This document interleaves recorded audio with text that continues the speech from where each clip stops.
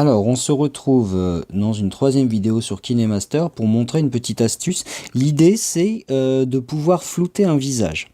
Alors, ça tombe bien, là, sur la vidéo, ma tête bouge à droite, à gauche. Eh bien, on a la possibilité de faire un floutage, ce qui est très très pratique lorsqu'il nous manque en milieu scolaire une autorisation parentale pour un élève, voilà. Bon, alors donc, pour faire ça, je vais aller dans Couches, et ici, je vais pouvoir ajouter un effet ou une couche. Alors dans les couches, on trouve par exemple des autocollants. Donc si vous avez toujours rêvé d'avoir des cheveux, eh bien regardez, vous pouvez appliquer des cheveux. Magnifique. Oh. Bon bref, blague à part, c'est pas ce que je voulais vous montrer. Non. Dans couches, on peut appliquer un effet. Effet.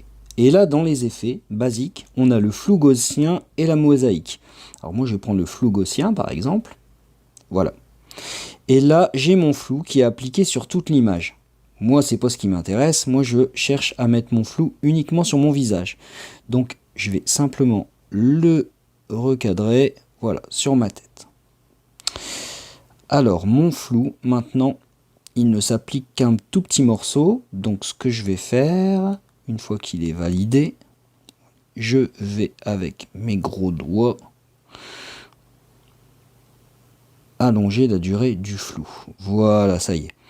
Donc, le problème, c'est que je bouge sur la vidéo.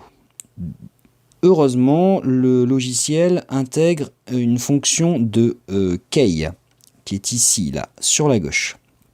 Donc, le principe, c'est que vous cliquez dessus, vous allez placer votre floutage, donc là, hop, comme ça, et je vais avancer un tout petit peu, et là maintenant je vais replacer mon flou au bon endroit, et je vais avancer comme ça tout doucement. Alors évidemment je vais pouvoir le retailler un peu parce qu'il n'y a pas besoin d'être aussi fort, hein.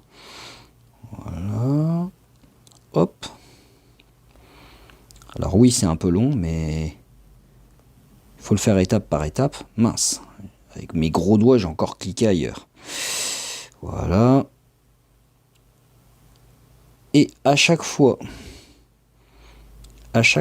que vous voulez remettre une clé, vous pouvez le faire manuellement ou alors tout simplement en déplaçant. Dès que vous déplacez la zone, il comprend qu'il y a une nouvelle clé à mettre. Hop, on avance encore un petit peu pour que ça soit bien précis. Ah là, il faut bouger. Hop, là ça va, je vais le bouger un petit peu. Bon, vous avez compris le principe. Je vais essayer d'accélérer. Ça va être un peu grossier, mais c'est pas grave. C'est juste pour se dépêcher. Là, on en remet une. Et là, il faut le décaler. Voilà. Allez, on regarde le résultat. Et voilà, donc là on a un floutage.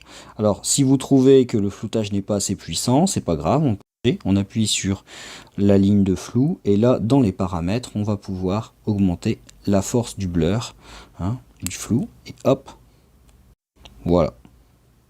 Donc je trouve cette option vraiment sympa, surtout en milieu scolaire, ça peut rendre pas mal de services. Voilà, j'espère que ça vous aura plu.